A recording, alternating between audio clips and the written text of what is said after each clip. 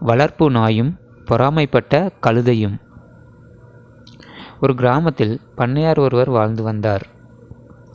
அவர் தன் வீட்டில் ஒரு நாயையும் பொதி சுமக்க ஒரு கழுதையையும் வளர்த்து வந்தார்.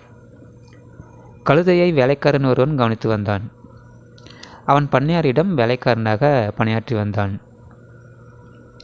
பண்ணையாருக்கு அவர் வளர்க்கும் நாய் மேல் அதிக அன்பு இருந்தது.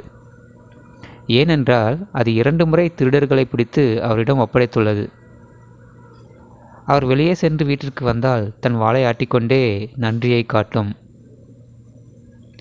அவர் அமர்ந்திருக்கும்போது உரிமையாக சென்று அவர் மடியில் படுத்துக்கொள்ளும். அவர் முகத்தை ஆசையாக நக்கும். பண்ணையார் அதற்கு இறைச்சி துண்டுகளையும் உயர்ந்த ரக உணவுகளையும் கொடுத்து மிகவும் அன்பாக வைத்திருந்தார்.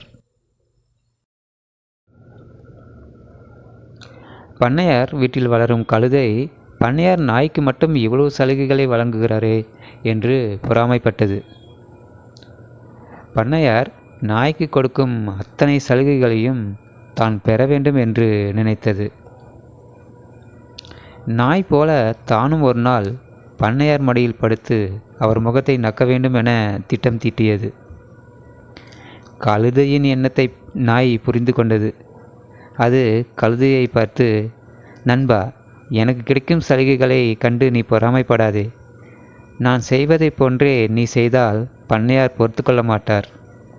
உன்னை நன்றாக அடித்து வீட்டை விட்டு துரத்தி விடுவார் என்று அறிவுரை கூறியது. கழுதை நாய் சொல்வதை காதில் வாங்கிக் கொள்ளவே இல்லை. அது நாயை பார்த்து, நண்பா, நடப்பதை நீயே பார். பண்ணையார் என் செயலால் எப்படி மகிழ்ச்சி அடையப் போகிறார் என்பதை பார் என்று கூறியது. அதற்கு பிறகு நாய் எதுவும் பேசவில்லை.